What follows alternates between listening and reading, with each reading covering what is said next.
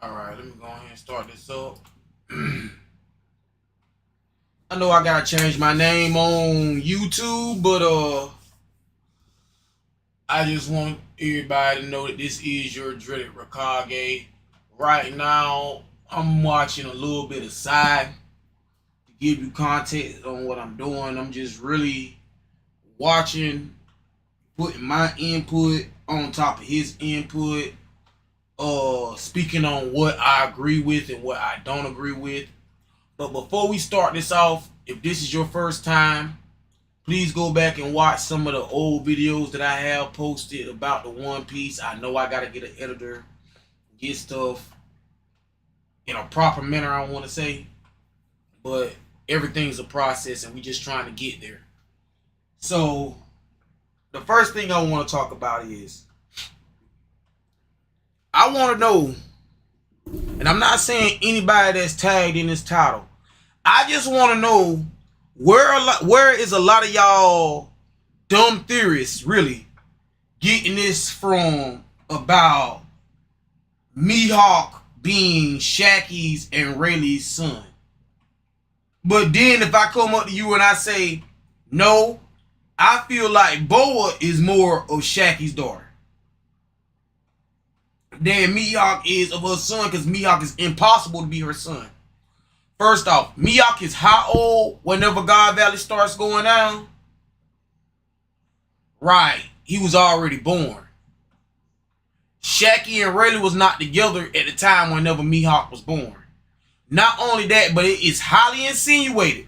I'm not saying that this is facts, but it is highly insinuated that Shaki was a virgin all the way up until after God Valley, because the damn celestial dragons would not touch her. We know beforehand Shaki would not let no man touch her or be with her. She sent a letter for Rayleigh to come get her. He never did.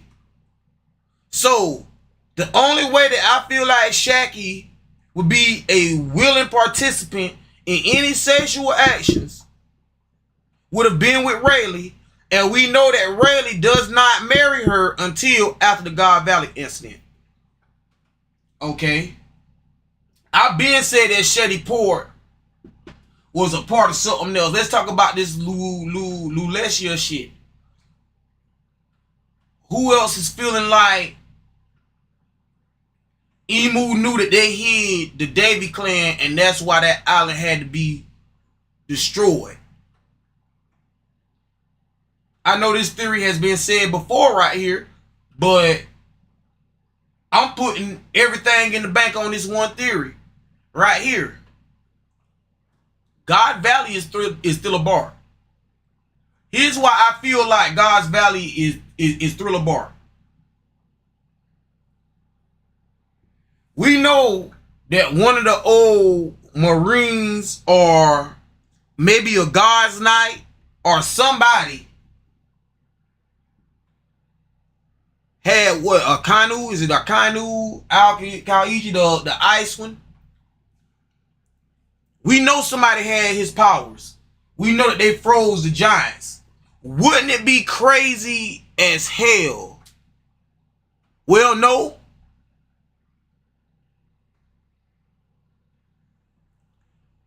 Ross just said we need the Golly Lala giants. He never said he didn't know where the fuck they were at. He just said that he needed them. He also said that he needed 2 devil fruits. Now we know that Blackbeard is steady going up against the Revolutionary Army. Why is he steady hunting the Revolutionary Army? Because he knows that Sabo has Ace's devil fruit. Why do he need Ace's devil fruit? So he can go to fucking Thriller Bark and get those motherfucking giants. Why would he even have went there and got Morgan? Or Morgan?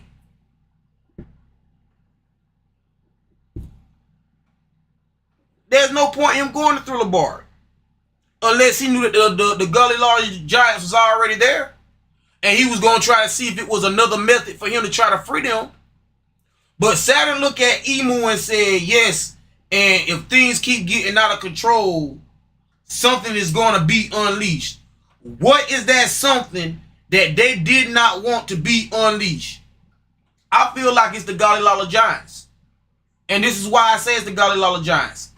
If those giants would have been woken up from under God Valley or wherever they're at on God Valley, if all that hockey and shit would have had broke that damn devil fruit imprisonment, and all those big motherfuckers would have been able to get out that ice, Emu wouldn't have been able to make it. We got to remember that the Galilala Giants are from fucking down the very, very fucking beginning. The Galilala Giants are the ones who made Pluton.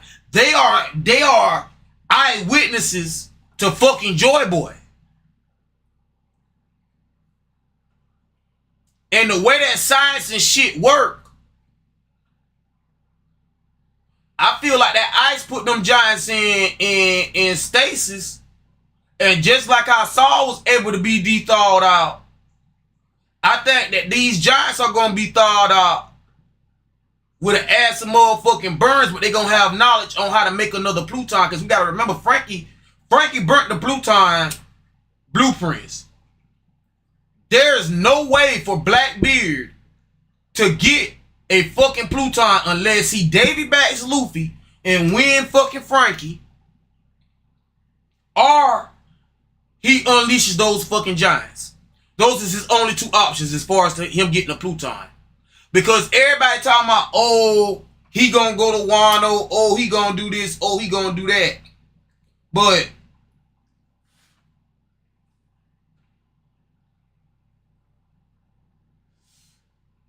Law was the only one on his crew, is the only one on Law's crew that really can fight. Him and Help Mempo. Yeah, Help Mempo had to damn take that motherfucking rumble ball. Yeah, Law got beat. But as long as he survived and as big of a fight as he put up against all the heavy hitters of Blackbeard's crew, and all of them are hockey and fucking devil fruit empowered, and you got a motherfucker that got the warp fruit that can warp in behind you, and a motherfucker that can damn change your gender or do whatever the fuck with a fucking flying Pegasus. All their devil fruits are pretty much unlocked.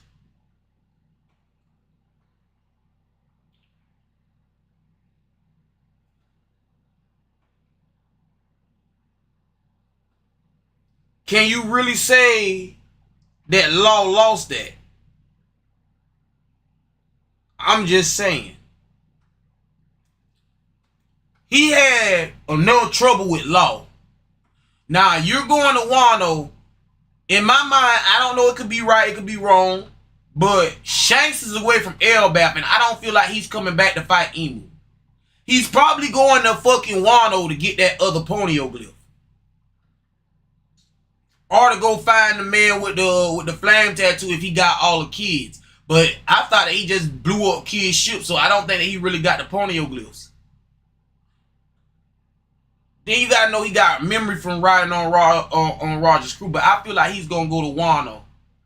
And when he goes to Wano, he's gonna let them know, like, I feel like this. If Blackbeard goes to Wano to try to get that damn Ponyoglyph, and he really don't need to go to Wano, the only thing that he'll have to go to Wano for is for Pluton. Caribou is trying to get back in contact with Blackbeard to tell him where Pluton is at. He goes to motherfucking Wano. He's going for Pluton, and he's going to get his ass beat or semi-beat.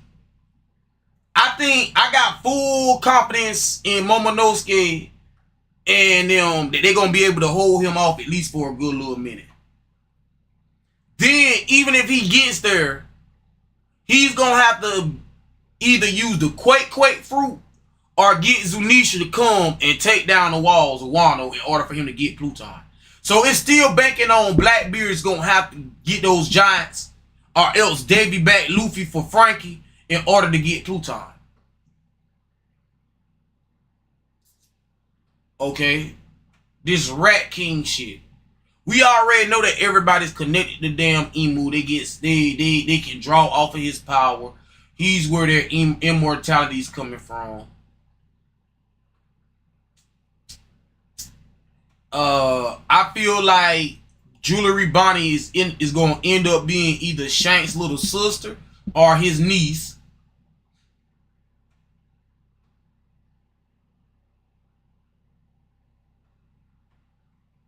Banking higher on the niece part.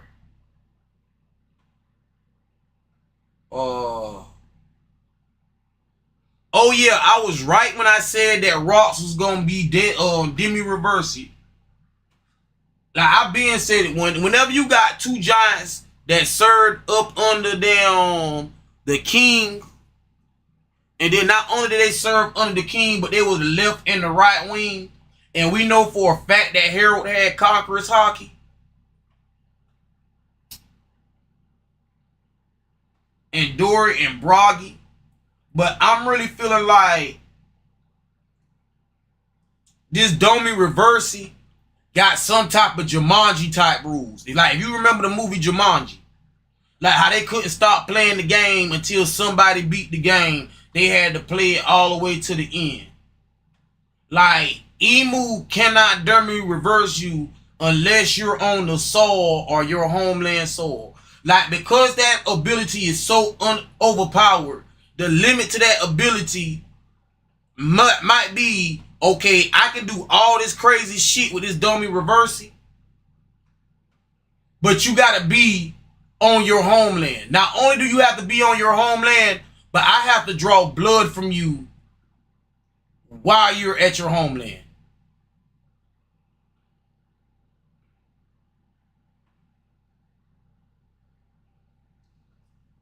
Then I was going to say maybe it's like a Minato thing, but then that doesn't make any sense because if that's the case, he would have had stroke. He would have struck fucking Rox when he went to the flower room.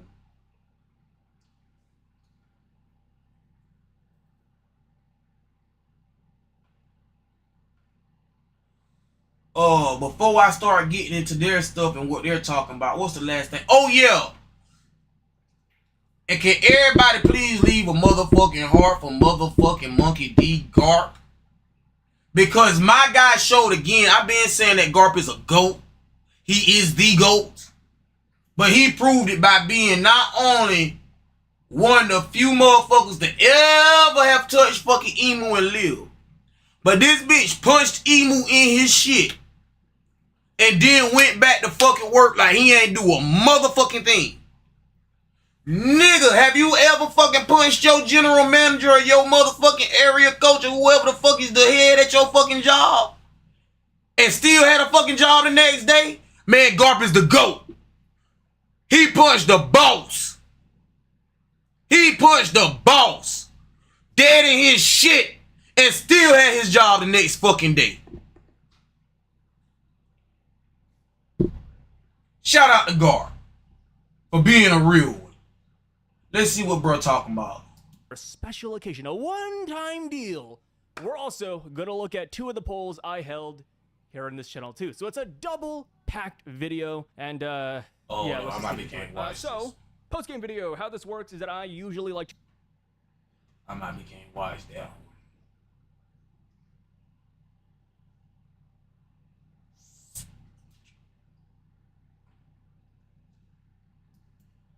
Brooke might play a grand role here.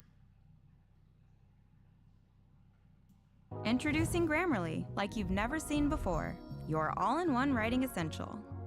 This is Hey, shout out to this man too, because he be leaving links to the spoilers, everything, man. A1 YouTube streamer. So I do think we'll be here for quite some time, just looking at, you know, Luffy jumping with monkeys, Zoro getting lost in a forest, maybe Sanji feeding a giraffe.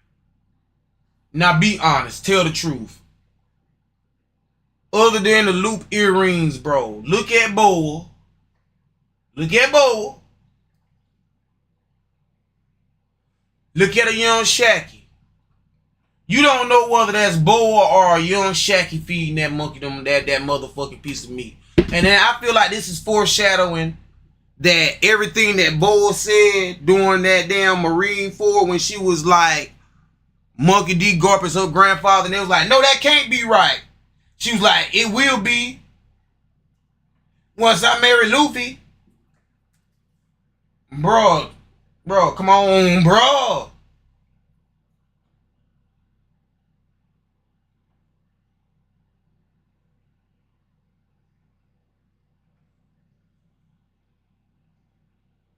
The only way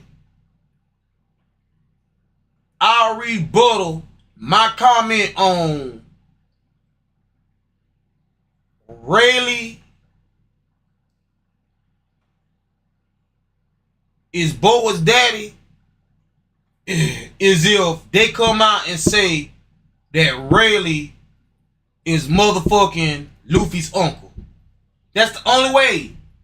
But I still believe that she got to be this woman's mother or something, man. It's something. It's something connecting them two.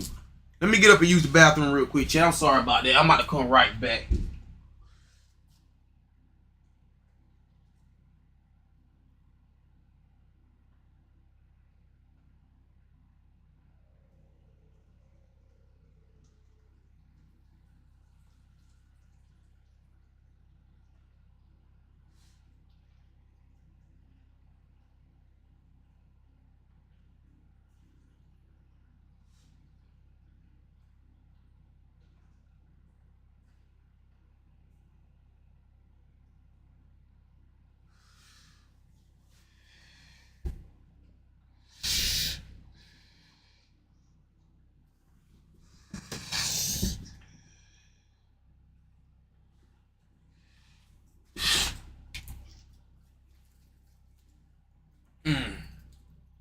My bad, y'all. I'm back. Oh, what was I saying?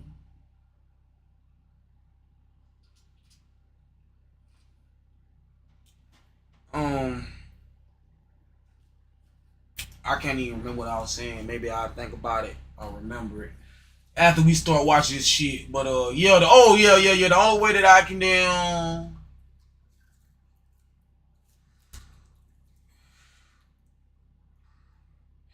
only way I can say that damn my shit ain't right, man, is one or two ways, man. Is if one, Garland ends up snatching Shaggy back from Rayleigh, and two, because I don't think Rayleigh can take out Garland. I don't think that Rayleigh can take out Garland. I think that the Rayleigh Garland matchup has to happen. I mean, like, Rayleigh is running with his prize, because here's my theory that I had from the beginning. I said that Shaggy was her mama regardless, without a reasonable doubt.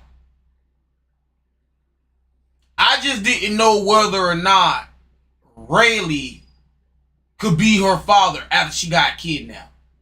And here's my theory with that. Nobody is saved until they get off of a fucking island, which I said this in a previous video.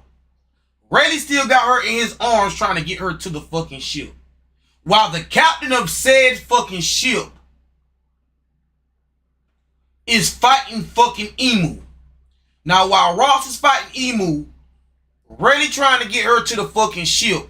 We don't know where the fuck Gloriosa is during this whole shit. We know Gloriosa is here, but we don't know where the fuck she's at here.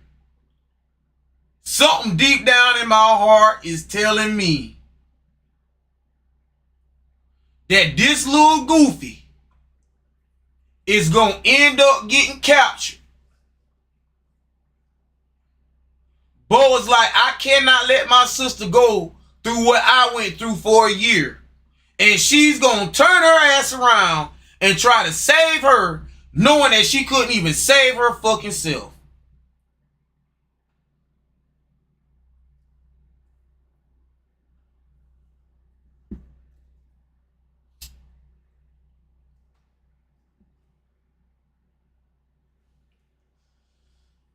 Oh shit. I gotta look up some shit about damn Bo too. About her devil fruit. We'll do that later. Let's go. raft. Like, we're gonna get a lot of nonsense for the next couple of weeks, but I do think they're kind of fun. While they don't have any lore relevance, we do know that Oda likes to hide certain things in these cover page requests anyways, so we do gotta, you know, dissect them nonetheless. And in this one, the only thing that comes to me right away is how much I don't like monkeys. Check out how this app helped me buy whatever I want in my favorite. Oh yeah, we don't pay for YouTube. So you can get what you want. We don't pay for YouTube over here. I don't mind gorillas, but monkeys themselves, I don't know. I just think about like the Pokemon monkeys, like Infernape and Ipom. If that's Moria, that's Yeah, his I never liked name, those guys, Moria. man. I said his Gorillas. name wrong. Those are my dudes. Getting into the chapter now, enough BSing. We got Saint Saturn, or should we say Emu. They have officially manifested on the island. All the Marines are like, wait, Saint Saturn? What's going on here? They are straight up confused, rightfully so. Emu looks down at them, and they... I'm gonna say this too. I think Goinko is going to come out to be like Emu's actual body, just for the simple fact of I gotta go back and look at that chapter and see, but why is Goinko's fucking transformation different from Saturn? If all of this is fucking Emu possessing motherfuckers, dummy reversing, why is it that Emu possessed Goinko, but when Goinko get possessed, she just gets the devil horns with the little trident and shit? I gotta go back and see how it look. But why is it that Saturn transformation looks different from hers? But we about to go on here with it. say such eyesores, and they start attacking the Marines. Bro. Dude, I get it. You do not care for insects or humans, etc. But the Marines are on your side. You know, the Marines are helping you. What is going on here? I cannot understand this one thing from the Gorosei and Emu. Like, even on Egghead, we had Warkody unleashing Conqueror's Haki, knocking out Marines and none of the pirates. We had Saturn blowing heads off of Marines. Like, I get that you shouldn't care for Marine lives, but going out of your way to attack them is just not a great strategy. Like, it benefits nobody. It doesn't even benefit the Gorosei or Emu because you're losing forces and you're encouraging dissonance. Like, it doesn't make any sense, but yeah, that happens. We see Marines get stabbed. Very sad day for them. The pirates are like, oh, whose side is this thing on? Is it going after the Marines? And then, of course, Emu's like, nope, I'm after everybody, and starts attacking the pirates as well. Crazy stuff. You know, Emu's just over here. It's funny when you think about Emu, because technically they're just like wiggling their arms all around and stabbing these dudes. The Marines are saying, hey, guys, fall back, but also don't attack St. Saturn. Even though they're attacking us, we should not fire back at this thing. Roger looks over at one of his crewmates who I do not know. You know, that's the problem with the Roger crew. They're so massive. I'm like, okay, who is this guy that's on the... Another thing he gonna touch on, the archaeologist of Roger's crew dies.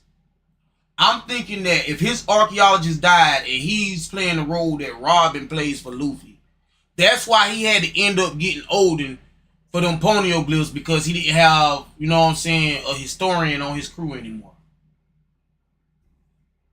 On the ground here. Roger says, hey, get a hold of yourself. And his crewmate says something really odd.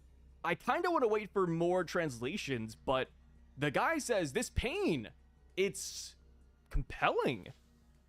What does that mean? Like, it's good, or it's interesting, it's enticing you to get attacked again? Yeah, that's a little bit odd. But one thing we do have to keep in mind is that the Emu that's attacking them is Emu mixed with Saturn, so maybe he's referencing the poison that's in Saturn's fangs. So Roger goes on and he orders Gabon and the rest of his crew to take the treasure and get the heck out of here. But Roger himself wants to check out the source of all this power. We then switch over to Garp's perspective, and he's questioning one of the Marines, saying, hey, what is that freaking monster over there? The Marine says, well, so Saint Saturn transformed, and yeah, that's what happened. Garp says, what a fitting look for one of those maggots. So Garp obviously showing his disdain towards Celestials. And the Marines are like, whoa, whoa, whoa, Garp, don't say that too loudly. They're going to hear ya. We then see Rox's perspective, and he is facing off against Emu head to head. And he says, hey, if it isn't the Rat King, you came to kill me in person, didn't ya? And I'm like, brother, first up, great insult. But two, what if it's not an insult? And that is actually what Emu is, right? We still know nothing about Emu Norona or, you know, what the real body. Okay, so boom, we saying Emu Norona, like the Norona family was one of the families on Rat King situation. Okay, hold on, let me look it up so I won't be lying.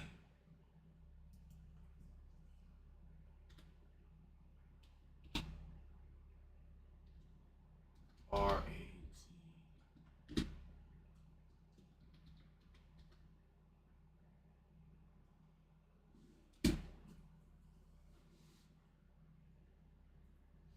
See, it's a real though rare phenomenon.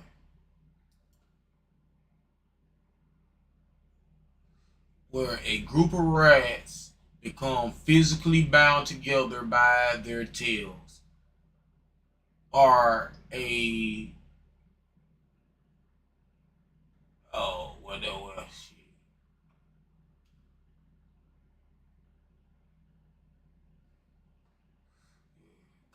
This can be caused by a variety of factors such as sticky substances like sap or blood, hair, or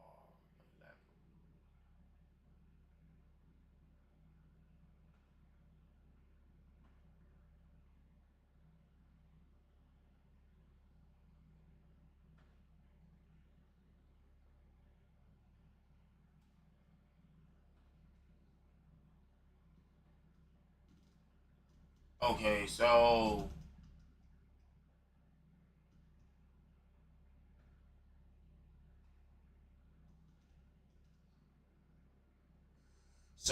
boom, all these guys are intertwined. And listen to what it says intertwines them.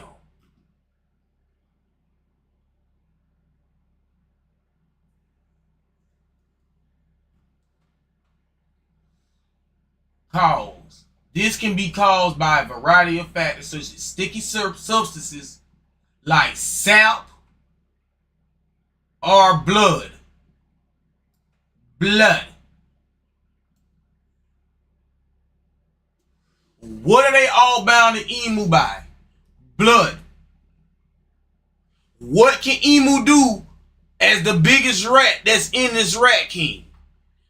He can take away their immortality. He can kill them instantly. As they say, the biggest rat in a Rat King does.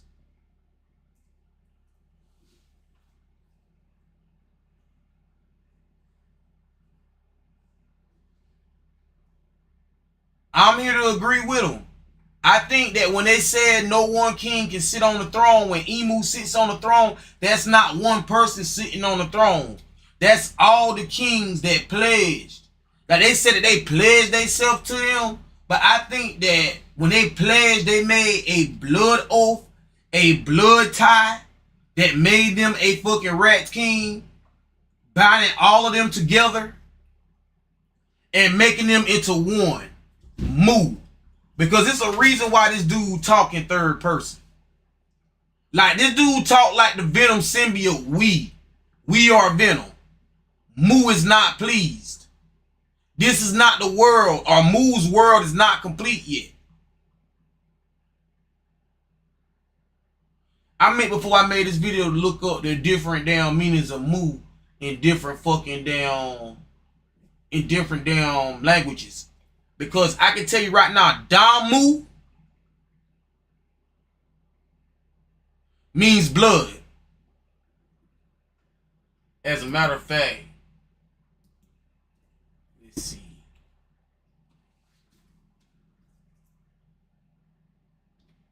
Mu in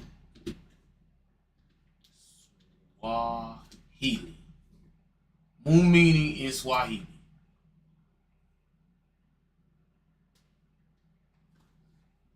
In Swahili, moon can mean in, her, or him.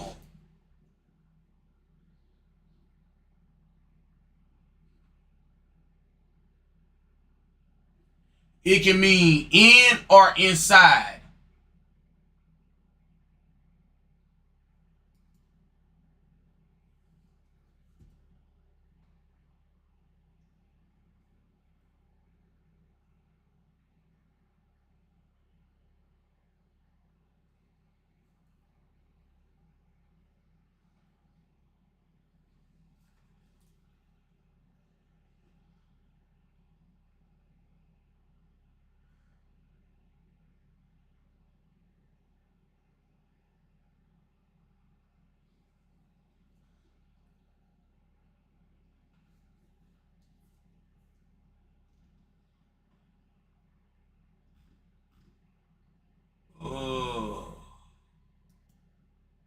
But let's go on here with this video. I gotta do some more research. Etc. So maybe there's some weight to the Rat King title. Because we have to remember, Rox was one of the few people in the world that actually knew about Emu's existence. Not just that, they made it all the way to the Flower Room, and they even know what 2 devil fruits you need to beat this thing. Awaken to a world of wonder in Final Fantasy XIV Online.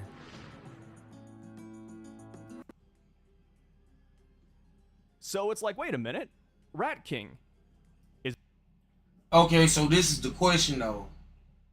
Because we all know he had respect for Harold, and he said he needed Harold to eat that devil fruit in order for it to see its full potential. Yeah, not only is it that, but he didn't just say a giant. He specifically said the king of Elbaf. He needs the king of Elbaf or an ancient giant to eat the fruit in order for his shit.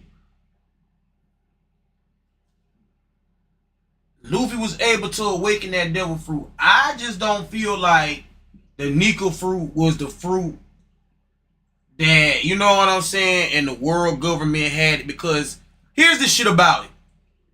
Shanks got the Nico fruit off of a Navy ship that Who's Who was supposed to be guarding, right?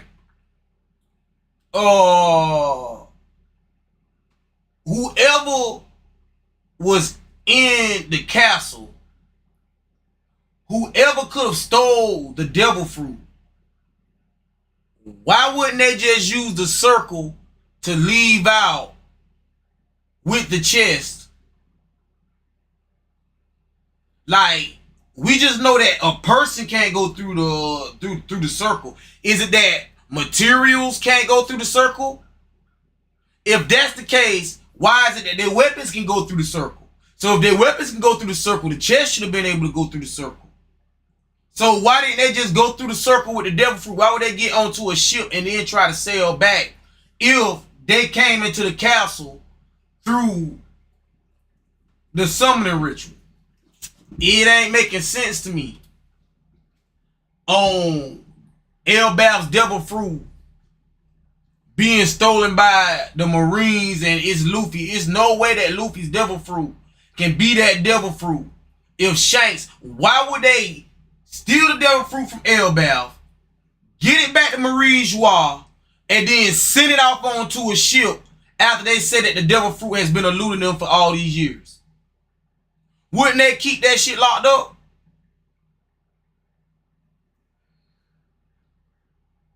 Is Rox cooking? Is this lore relevant? So I just want, you know what I'm saying, because not only this side, but Brago DAs, they said that it was a possibility. So while I'm watching them, if any of y'all see this, it ain't no diss, it ain't no shade, bro. But I'm letting y'all know, there's no way that the Nika fruit could have been the legendary devil fruit of Elbaf. Just for the simple fact of the Nika fruit don't do nothing like what Ace's fruit do. And Luffy fruit was stolen off of a marine. My bad, I'm trying to get my thoughts together. And Luffy devil fruit was stolen off of a marine ship. Which, if they stole that devil fruit out of that motherfucking castle, they didn't get on no ship to leave. Whoever died there, died there. Everybody else that left there, left through that summoning circle. They would have took that devil fruit through the summoning circle. And if that Nika fruit would have been that legendary devil fruit, they would have never let who's who get it. They would have never lost that devil fruit. And then even with that, no, because then he would have had to go to Marie's Wall, steal it from Marie's Wall, then somehow lose it. And they, come on, bro, that's just too much. That's just too much. Whenever 9 times out of 10 Shanks knew what that devil fruit was, he probably was planning on eating that shit himself. All that was his plan the whole time was for Luffy to eat it. So, nah, bro, that devil fruit couldn't have been Elbaf's legendary devil fruit. So, as many of you guys mentioned in the spoiler videos, Rat King is a real thing. It's a phenomenon where rats get tangled up with hair or wax or etc., and they get stuck together and they become one combined thing. And in some way, I think that could actually apply to Emu. Like maybe Emu is an amalgamation of souls, which is hilarious because there's so many theories saying that Emu is possessing X, Y, or Z person, or oh, this is the reason why Emu's immortal. They're switching bodies like Orochimaru, right? There's so many theories like that. There's even theories that Blackbeard has multiple souls. The idea of multiple souls being in a body isn't alien in the One Piece theory community. So maybe Emu is just that. They are a Rat King. There's multiple people inside this one blackened figure thing. And if I had to guess, like, you know, I mean, you can debate it and say, oh, he had got that devil fruit first, but you see he didn't try to go after fucking damn Whitebeard shit. The one fruit that he went after was his Yami Yami no Mi. And I feel like everybody say his body special and everything. Yeah, it's some shit to do with, it's some shit going on with his body. But here's my personal thought. That Yami Yami Nami can cancel out other devil fruit powers. Out of everything, he made sure that he said the Yami Yami no Mi cancels out other devil fruit powers. Maybe after he unlocked his devil fruit, he was able to shut down other devil fruits that's in his body so he don't explode, and that's how he's able to take it. Or the inside of Blackbeard is nothing but a gigantic black hole. So even if those devil fruits try to explode, there's no way that they could touch or the spirits could touch. So it's enough space with inside Blackbeard's body for those devil fruits to survive and not kill him. But it got something to do with his devil fruit. Everybody leaning towards is his body. I'm going to be the one to throw my vote in the hat and say it's the devil fruit power. you know, if I had to put rats to the Rat King, I'd say it could just be the OG 20 kings and queens. Maybe that's how they live forever. Maybe that's why they sit on the empty throne. It's not just Emu no Rona taking that spot. It's actually all the kings and queens put into one body. And that could also explain why Emu refers to themselves as Mu. They refer to themselves... Hey, can I just say this? I'm not no Blackbeard defender, but can I just say that Blackbeard has a reason for him to never have fucking slept, or for him to never fucking sleep. Can you trust any fucking thing?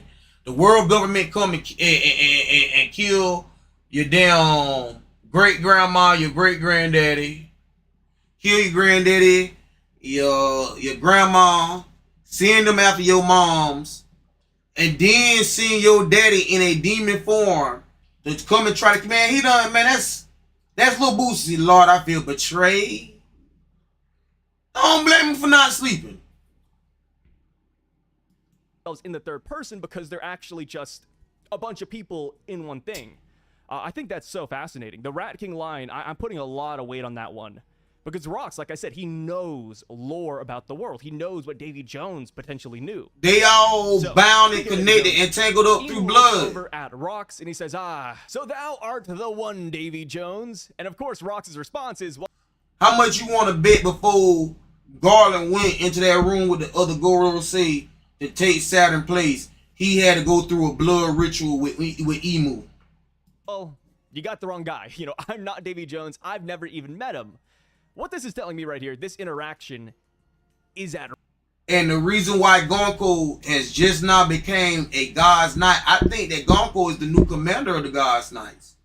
Because somebody had to take Garland's place, and so she joined the God's Knights for a reason. Rox is possibly a spitting image of Davy Jones, or at least they look very similar. Kind of like how Rox looks like Blackbeard. Like, it's literally just Blackbeard with different hair and a scar or tattoo thing. I'm assuming Davy Jones is going to be the same way. It's going to be like a... I gotta go look at this anime too. Because is it valid that his hair's supposed to be blue? Pokemon evolution, you know, Blackbeard's the base form, then we have Rox, and then the final evolution is probably just Davy Jones.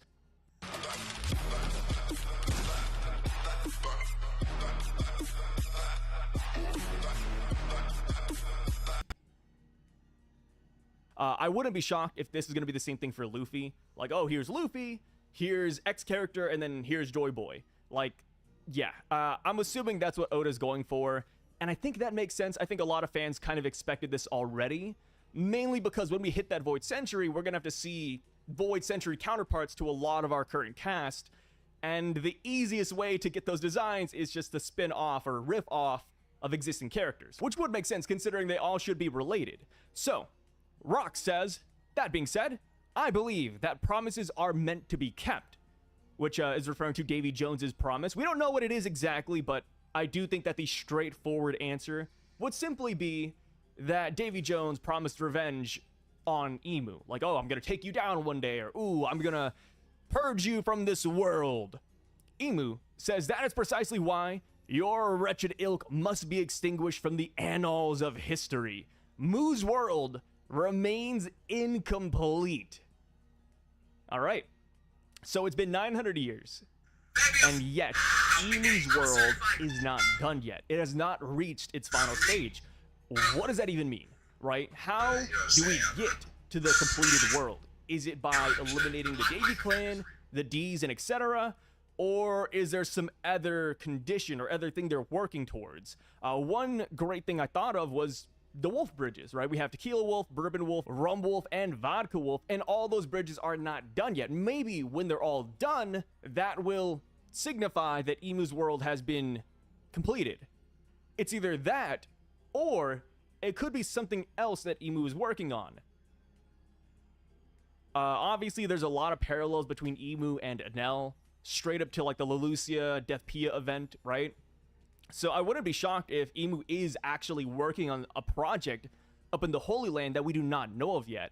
Kind of like how in Skypiea, Enel had the priests working on the Arc Maxim. They've been working on that for many, many years. And then by the time the Strats arrived, Enel's like, okay, I'm good now, I can leave. Maybe Emu's doing the same thing. Like, we'll get to the Holy Land, and then we learn that Emu, the reason they've been in the Flower Room, the reason maybe even the God Knights don't leave, is because they're working on some greater project. Also, one more thing I want to talk about before we move on, but Davy Jones's promise to potentially take down Emu, right? We don't know what it is exactly, but this does remind me of Joy Boy's promise to the former mermaid princess, and how Joy Boy... I'm glad he said that.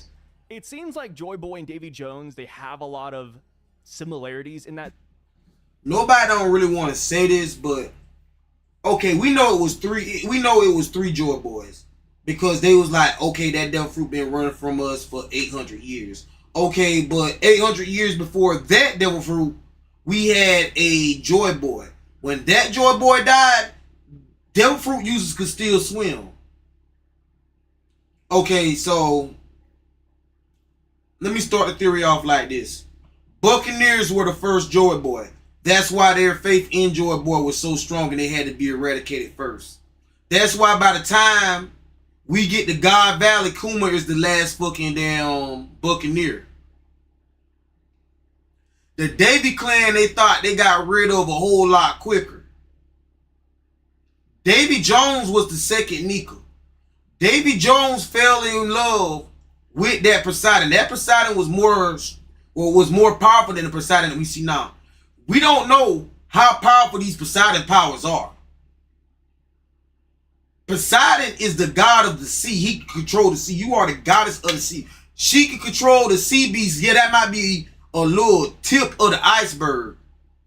But in big scope, man got greedy. They didn't want to give the world to everybody. They wanted everything, started killing the Lunarians, all that bullshit. Man being the world government and Emu. Davy Jones stood up against him, made this promise to fucking damn Poseidon. Once that promise was broken, it pissed her off so fucking bad that they killed Davy Jones. She cursed the sea that Emu or none of his fucking followers could ever touch the fucking water and swim, or else she was gonna take their life. Cause think about it, they say Davy Jones at the bottom of the ocean with his fucking lover. Think about it now. At the bottom of the ocean, every Davy Jones story you hear, the sea is his mistress. Somehow he ended up seducing and being with the goddess of the sea in any story you hear Davy Jones. And the sea ends up putting him in charge of pretty much pirate hell, where all the pirates go, you know what I'm saying, for not honoring or following the code. That sense. I don't think they're the same person. I've seen people have that theory like, oh, Joy Boy is Davy Jones. I don't think that's the case. I feel like Emu would not say Davy Jones here. He'd simply say Joy Boy. But yes, because they both have promises, I'm kind of also expecting both Davy Jones and Joy Boy to share treasures, right? Joy Boy has the One Piece. I wouldn't be shocked if Davy Jones... What if he said that because Davy wasn't as close to taking him down as the original Joy Boy?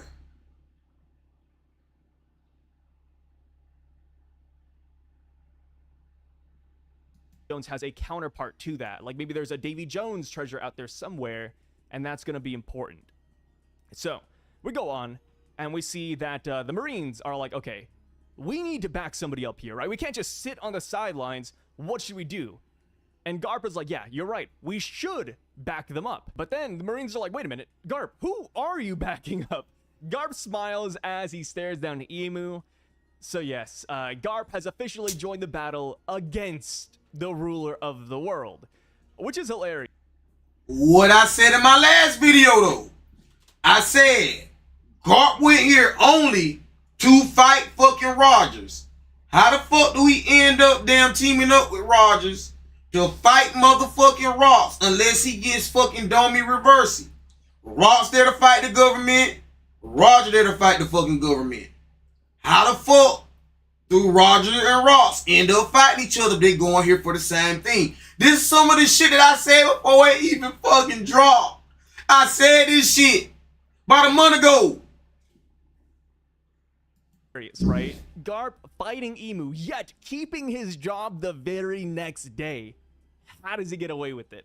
My stance, because he's the GOAT, been that Garp keeps his position mainly because the world government needs a fall guy. Somebody has to become the hero of the Marines off of this island. And they need Garp for that, right? They can't simply give this to any other Marine on the island because there's no noteworthy figures here. You can't just say, oh, Cadet number 5 is going to be hero of the Marines. Yeah, Cadet number 5 took down Roxy Zebek, of course. No. They needed a substantial figure within the Marines already to something believable. And I think something believable. Something that the world will believe. Is an all-in-one design that covers 100% of strength workouts you can do in the gym. With a self-standing small footprint structure, Garp is going to get a lot of false valor coming off this island, which could explain, obviously, why he doesn't like talking about God Valley, because he didn't earn that title truly. And of course, the events are very skewed based off of what Sengoku told us, right? So, we cut on over to the center of God Valley, where all the treasure fighting is happening. And we see that pirates and Marines are just kind of running amok. Everybody's treating this like a battle royale, as it should be. Captain John is like, that was a good drink. Now, It's time to say goodbye to the Rocks Pirates. So he's officially leaving the crew here, and he throws his hands up, and he says, all right, Big Eater. All the treasure on the island starts flying towards Captain John. It's a really cool shot. The Jiki Jiki no Mi, man. I really enjoy this devil fruit. It's so good. I just feel like whenever it's in use, though, like, you know, when you really get down to the brass tacks, these users, man, they get treated so dirty. Between Captain John and Kid, it's like, bro, the Jiki Jiki feels like a nerf. Like, you get the fruit. I still feel like Captain John is Boogie Daddy. And then I guess you're just open to one-shots because Captain John, after unleashing this great ability, he gets destroyed by Ganzui. And at first, you know, I was like, oh yeah, Captain John versus Ganzui, that's gonna be awesome. And then you see, like I said, he gets one shot. Ganzui whips out Mr. Five's Devil Fruit, the Bomb Bomb no Mi, and he one-taps him with boogers. Keep in mind, the Bomb Bomb no Mi, for some reason, only activates when you use boogers. Yeah, that's something. I will admit, though, while the booger aspect of it is pretty disgusting, the name of the attack is actually kind of awesome. Sky Snake Red Cannon. Like, I almost feel like the aura that the name carries eliminates the fact that it's coming from a booger bomb. So yes, Captain John gets destroyed here. Sad to see. But we do know that Captain John is not down for the count yet. He does make it off the island. And of course, he later goes on and gathers a treasure substantial enough that warrants the attention of Buggy, which we still don't really know the outcome of. Somebody said that Buggy did find Captain John's treasure, and that's why he's so rich for Cross Guild. I think that's true, but my memory is hazy. I'm currently rewatching One Piece. I'm at Impel Down, so that's, you know, kind of like on the forefront of my mind. Nah, Boogie down traded him the compass and shit to pay off that debt, I think. Who do you think is stronger, Captain John or Captain Kid? Who would you guys vote for? And maybe spinning off of that, who's man, I'm thinking that's that. I'm thinking that's Boogie Daddy. I think I'd have to vote for Kid. I'm thinking that's Boogie Daddy, man. We haven't seen much from Captain John, but it's interesting seeing how differently they utilize the fruit, right? You know, Captain John, we saw him with like the same Captain Kid metal arm, but that's about it. You know, we haven't seen Captain John craft big robots like Kid, so I would say Kid might be the better user. And the plus awakening wise, right?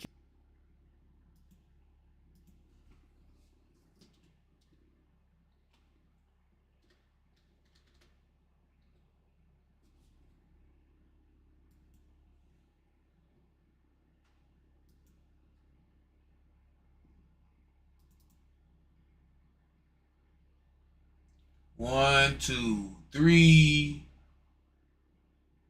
His eyebrows, some reason, is 1, 2, 3 going down his face.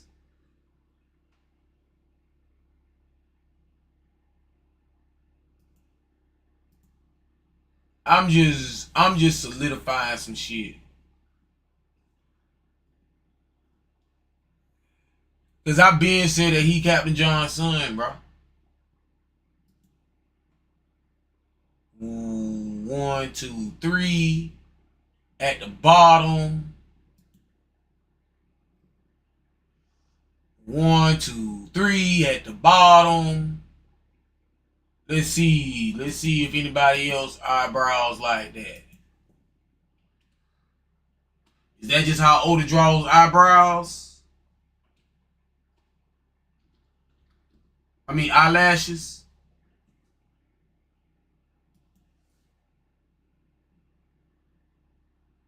Nope, he ain't even got no little lines on the bottom of his eyes.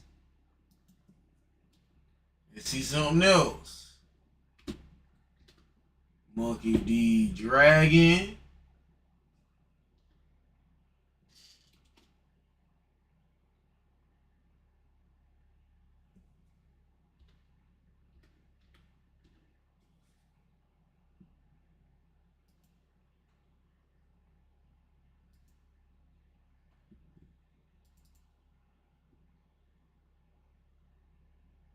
No, okay, so I'm not gonna go. That was like what, 2 or 3?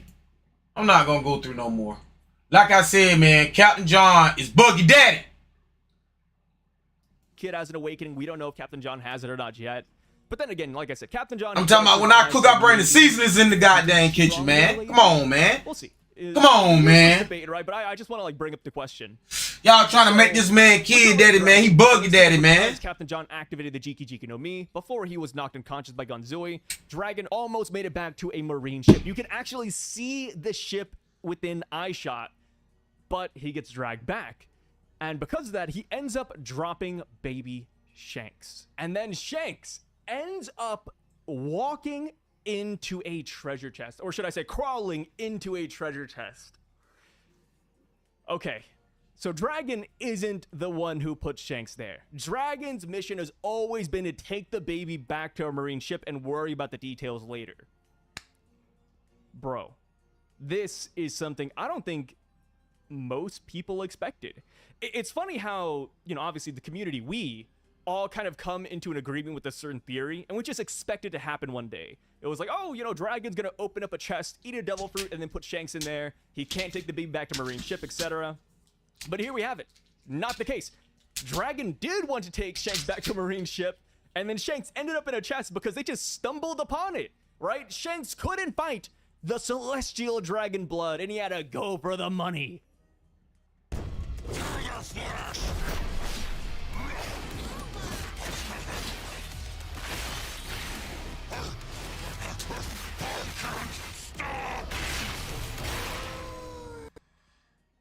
Yeah, this is a really fun development, and I do not think that Shanks and Dragon's story is done here. I do not think Dragon is going to give up on Shanks right away. In fact, hey, this might sound crazy, but then again, all of God Valley has been really crazy, so, you know, mind it. I think Dragon's gonna run into Shiki. I think we're gonna get a Dragon-Shiki confrontation, because I believe that Dragon will start searching the treasure chest in the surrounding area for Shanks. I don't think he's simply going to give up on this baby. And because of that, and because there's treasure all around them, Shiki's gonna make his way over here. So Gonzui and Shiki, they have some dialogue here. And Shiki's like, hey, Gonzui, why did you attack John? Gonzui said, hey, he was betraying us. Did you really think he was going to share all that loot with us? Gonzui adds on that every treasure chest on this island is worth at least 1 billion berry each. Shiki says, billion? And then he runs off. Yeah, I think Shiki's going to want to loot these treasure chests. Shanks is in one of them. Dragon probably knows that Shanks is in one of them as well.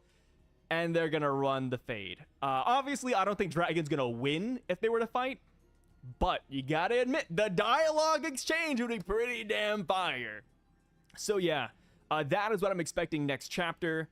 And maybe, you know, since Dragon is looking for Shanks, maybe he does open up a treasure chest looking for the baby and he sees a devil fruit. I'm not giving up on that theory yet. Am I crazy? Am I coping? Maybe. But I think he will eat his fruit here. You know, I do not think it is out of the realm of possibility yet, but that's just me. So, we go back over to Saturn-Emu, and we see that all the boys have gathered in front of him. We got Garp, we got Roger, Kaido, Big Mom, and Rock. Look at how much different Saturn's transformation. And I understand, yeah, he got a different devil fruit or whatever else. But why does his shit just look so much different from Goenko's, man? Like, Goenko's in the flower room with Emu whenever fucking Ross. Nobody sits in the flower room with Emu, man.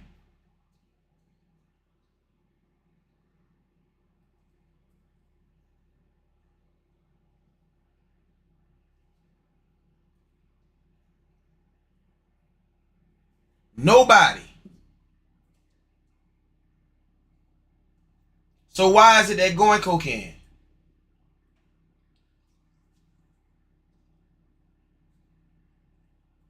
What's so special about Goenko?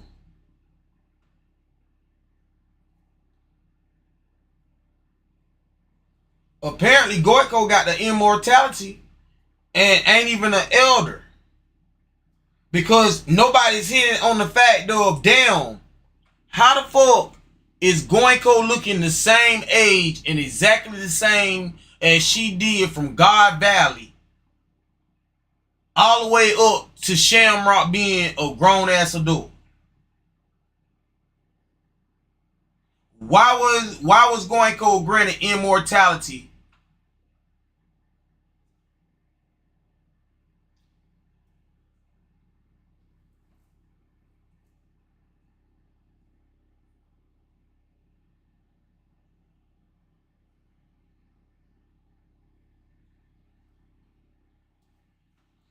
I don't know, man. Goenko got some shit with her, man. Goenko got some shit with her. And they all land their namesake final ultimate attacks on Emu. Galaxy Impact, Divine Departure, Pandemonium of the Abyss, which is Rox's first named attack, possibly his last. Shattering Void, Whitebeard's first named attack. Ikaku Sovereignty, which Big Mom does by herself. Usually she has like a partner for that, but no, by herself, landing the Sovereignty attack, and then Kaido using Dragon. I think that's hilarious. You know, Oda managed to slip in some comedy into this epicness of a double spread by just having Kaido yell Dragon, which when you think about it makes a lot of sense because he just ate his fruit. Like, you don't have a named attack ready to go minutes after eating this fruit. So yeah, he just yells Dragon, and brother, we got all of these attacks is landing on Emu one after another. And you can see the Conqueror's Haki in the panel, by the way. Conqueror's Haki's flying off from almost every angle here in the background. Big Mom, Conqueror's Haki coming from the sword, Garp from the fist, Roger, blah, blah, blah. Like, you know what I'm getting at. Emu takes all of these hits, and they're like a okay. G.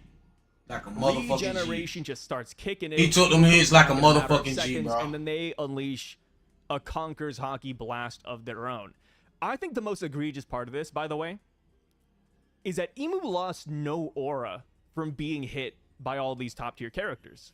You know, go back to like Sommers, Garling, even Gunko a little bit. Whenever they got hit, it's like, okay, they look like they're kind of perturbed or annoyed, or, ooh, there's a sweat mark, or, they could have dodged that, etc.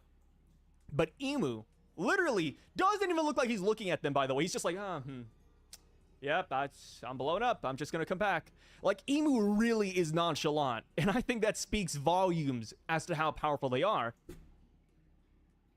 And what's insane about this, keep in mind, Conqueror's Haki should be a nullification to the regeneration for the most part, right? While it doesn't stop regeneration, it slows it down, and you kind of feel the pain, right? Go back to Garling. Garling, oh, you know, rocks hit me in the head. The regeneration is slowed down, as expected. And then next we see Garling's on the ground bleeding out, right? These attacks should do damage to Emu, based off of what we've seen.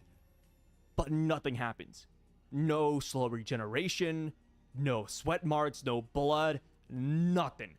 Emu really takes these hits, and they didn't lose any aura. And that is what I wanted. You know, I'm a villain glazer. You know, I want final villains to be strong. Sorry about that, guys. But yeah, I think Emu looks great despite getting hit 6 times by high-level characters.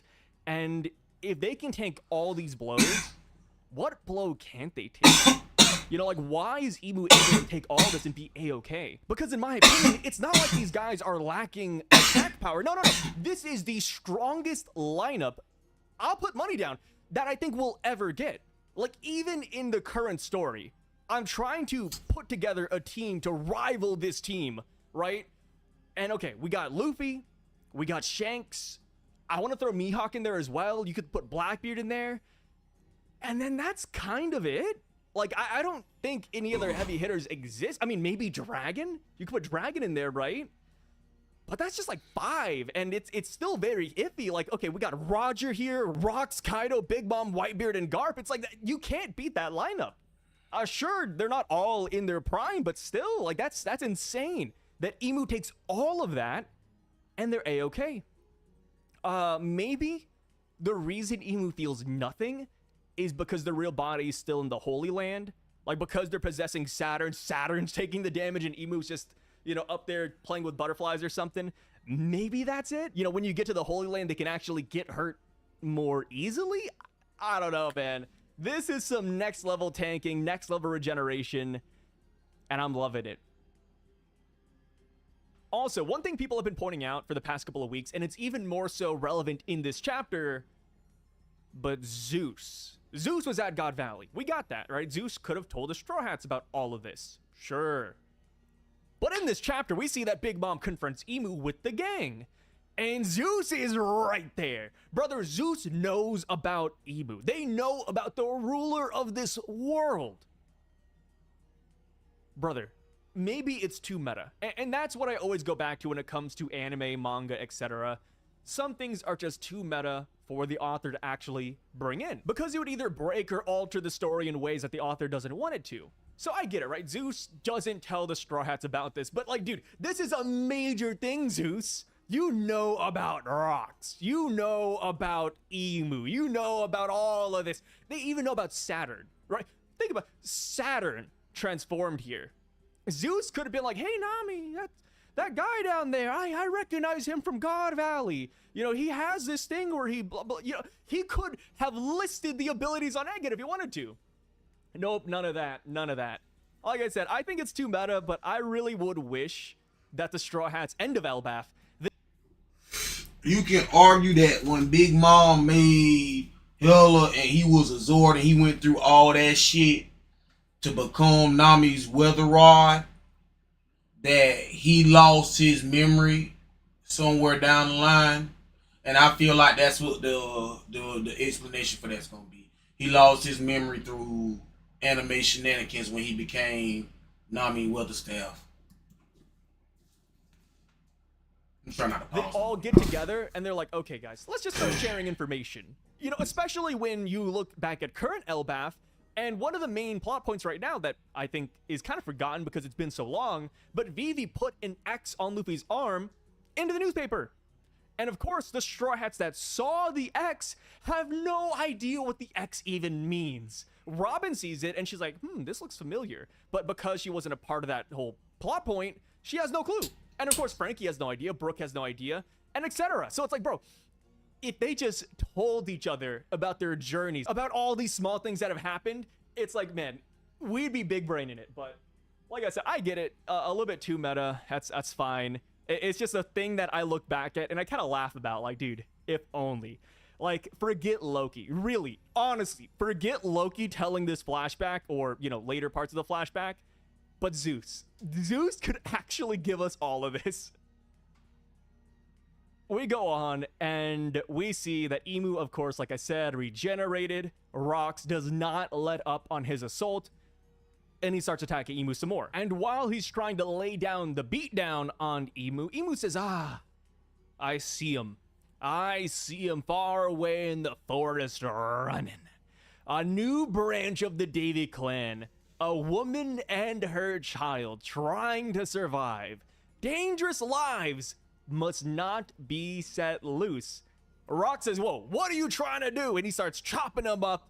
And it's great because you see the top tiers watching this unfold, right? Garp is literally looking up like, what's happening here? What is he talking about? Rox then gets attacked by Emu. We see two tentacle shadow things stab him. And Rock says, what is this?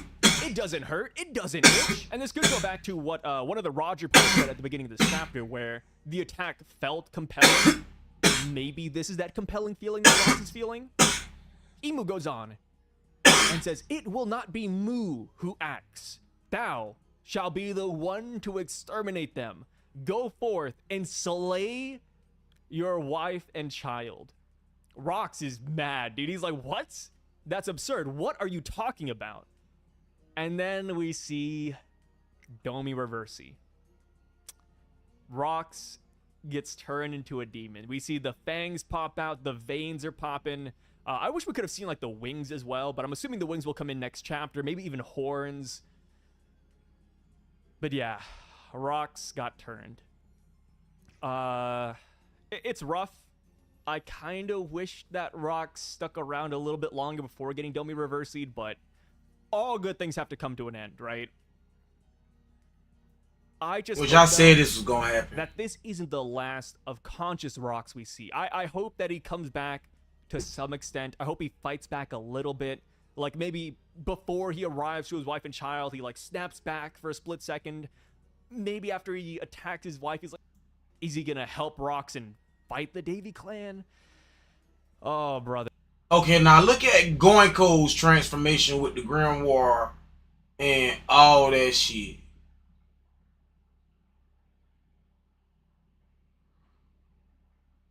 And I think that y'all people talking about Tar, but ain't Blackbeard named Marshall D Teach. Y'all don't think that y'all getting the letters in the alphabet maybe mixed up, and maybe y'all see M-A-R and the rest is Show, Marshall D Eris.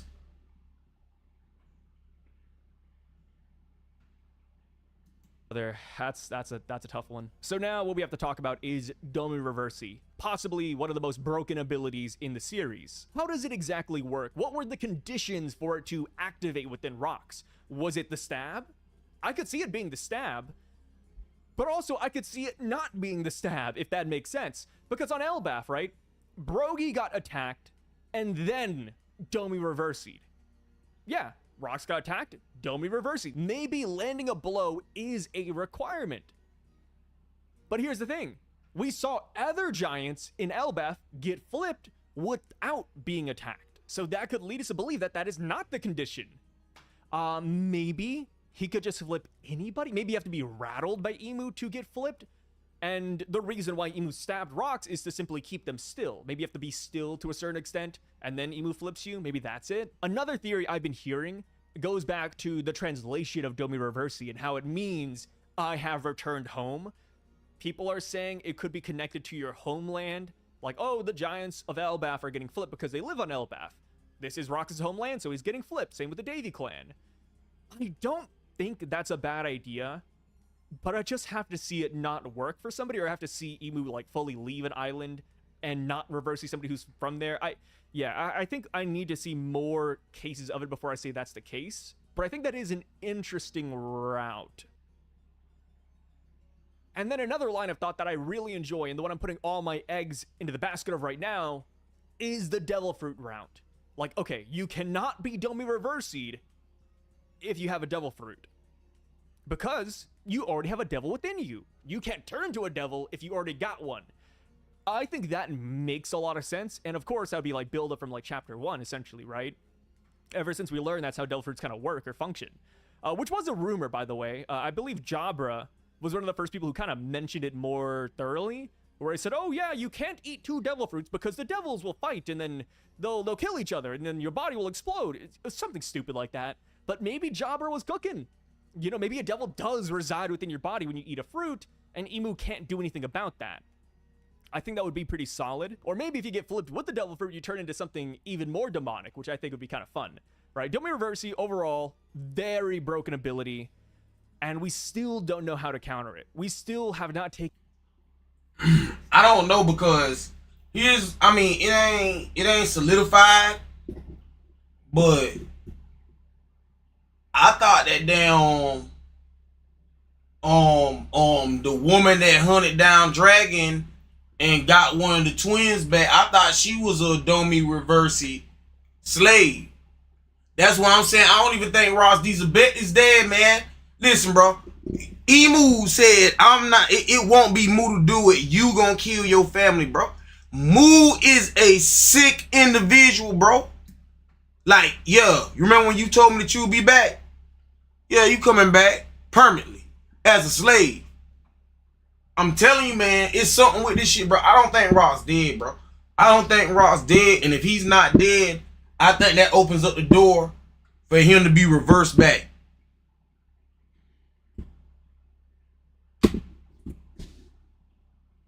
Taken anybody out of Domi Reversi yet. And here's the thing. If Rox can get Domi'd, anybody can. Whitebeard could get Domi next chapter. Big Mom could get Domi'd. Kaido could get Domi'd. And I think if they get Domi'd as well, again, that would back up the whole thing where Garp and Roger teamed up against the Rox Pirates. I think that'd be massive. Of course, that'd be a crazy battle. Like Demon Whitebeard, Demon Big Mom, Demon Kaido, and Demon Rox versus Roger and Garp. If you saying that, then that means it has to be a way for this shit to be reversed. And if that's the case, then why did he not Domi reverse the rocks when he came to the flower room? Why did he not, you know what I'm saying? They were at a stalemate. He did not feel like he had an advantage. Then out of everybody that got Domi reversed on this island, the only ones that got Domi reversed were the Davy clan members that were born on God Valley. So that even strengthens the fact, dog, you might be can't get Domi reversed unless you where you was born at. And and once he spill blood and start flipping pieces, he can just keep flipping pieces without hitting you. Like, if you in the area and these two get Domi reversed, now, since y'all was born here, I can just go ahead and flip y'all because that's the rules of the game. I can start flipping.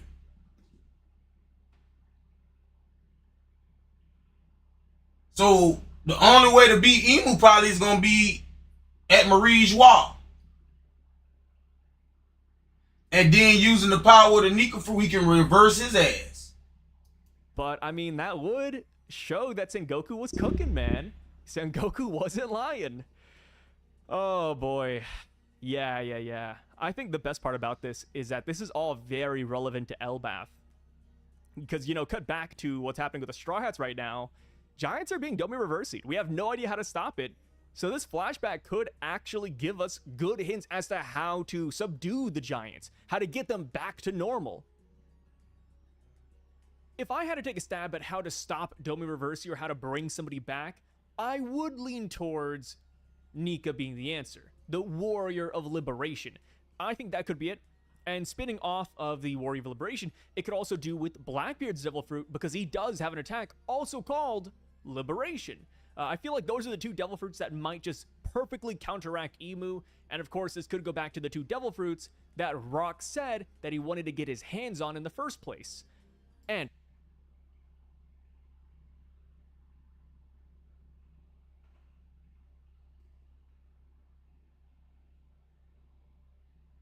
see, this is what I'm saying, and his powers will only truly be unlocked if Harold eats it. We know the only other giant of full-blooded ancient giant blood is Loki.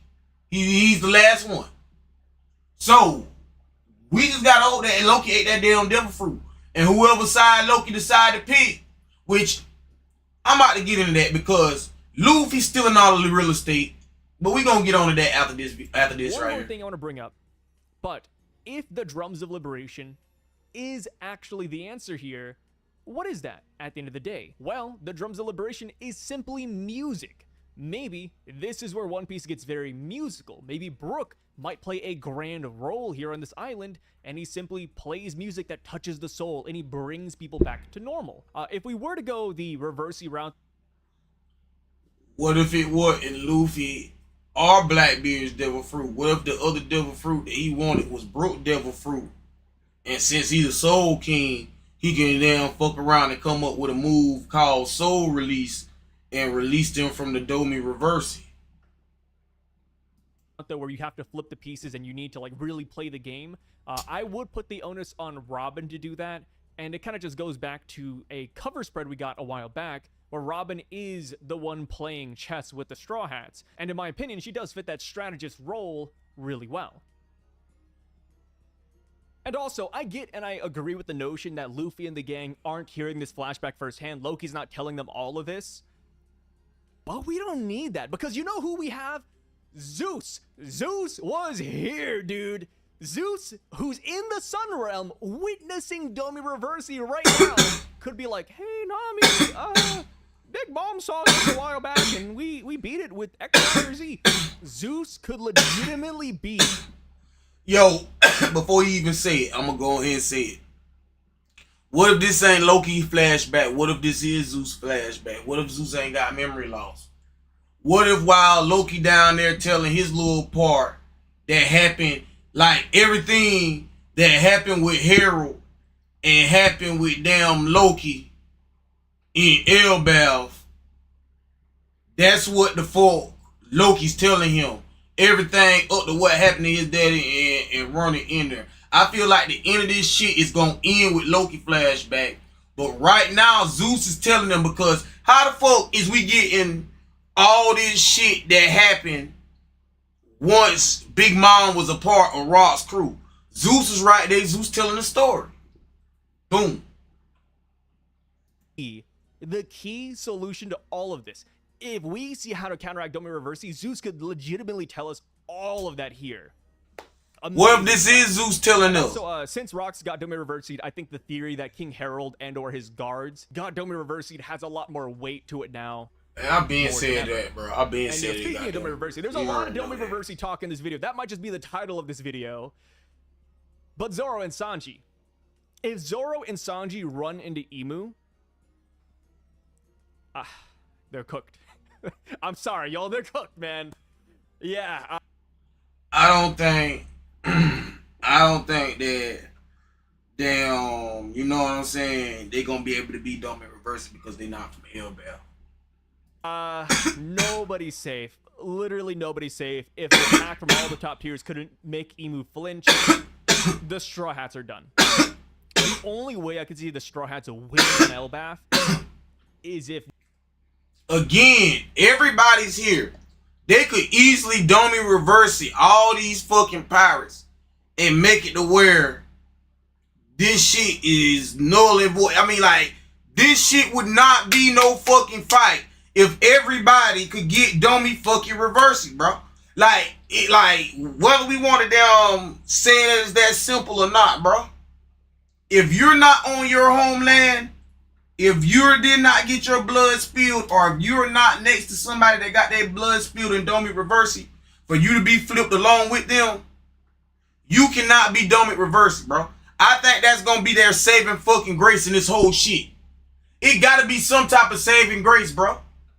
That's the same reason why ain't nobody get Domi Reversi on fucking Egghead. Because we know that the Gorosei can do it, because Garland was up here Domi Reversi and motherfuckers before Emu even touched down. He was Domi Reversi. And guess what? They were all Davy Clan. It wasn't none of the other slaves. It wasn't Yvonne Carr or Kuma. It was motherfuckers that was born on this island. Nika's just a hard counter. Like, the Drums of Liberation send Emu back to the Holy Land. The Drums of Liberation free the Giants. Or somebody who's at the Holy Land cuts off Emu's connection. Or if Gunko obviously cuts off Emu's connection. Like, I do not... Well, if Luffy about to mix Conqueror's Hockey with his damn Drums of Liberation. I think the Strats can win here if Emu is unfettered. Great chapter, start to finish. Loved it. Loved the double spread of all the goats doing their attacks. I bet we're going to get something like this in the current story. I'm just wondering who with. If you guys had to pick a lineup of 6 characters to do attacks on Emu current day, who would it be? And I do think we will get this. I think it's pretty much guaranteed because, you know, the movies for One Piece, while they're not canon, I think they do try to bring in ideas that Oda wants to bring in as well, right? A great example would be like Douglas Bullet. In Film Stampede, we had so many random characters coming in to attack Bullet, kind of like this double spread.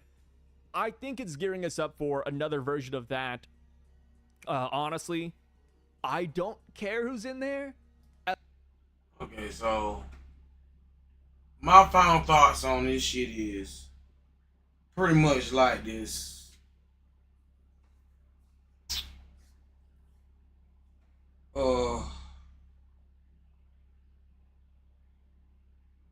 Shaggy is Bo's mama. I don't give a damn who that is, but I know Shaggy is damn Bo's mama. That's point blank period. Damn. Loki got that damn devil fruit, and I feel like it's the Surtur fruit, because Surtur is somewhat type of a fire god, bro. And then, if you gotta think about it, Surtur sword is supposed to be able to break fucking Asgard apart when he plunges his sword. So, a motherfucker with the Surtur fruit, they plunge their flame sword into the ice, they will be able to say the Golly Lawler Giants. Bro, the Golly Lawler Giants was on fucking damn, it was on God Valley. They were scared that they was gonna wake their asses up or free them.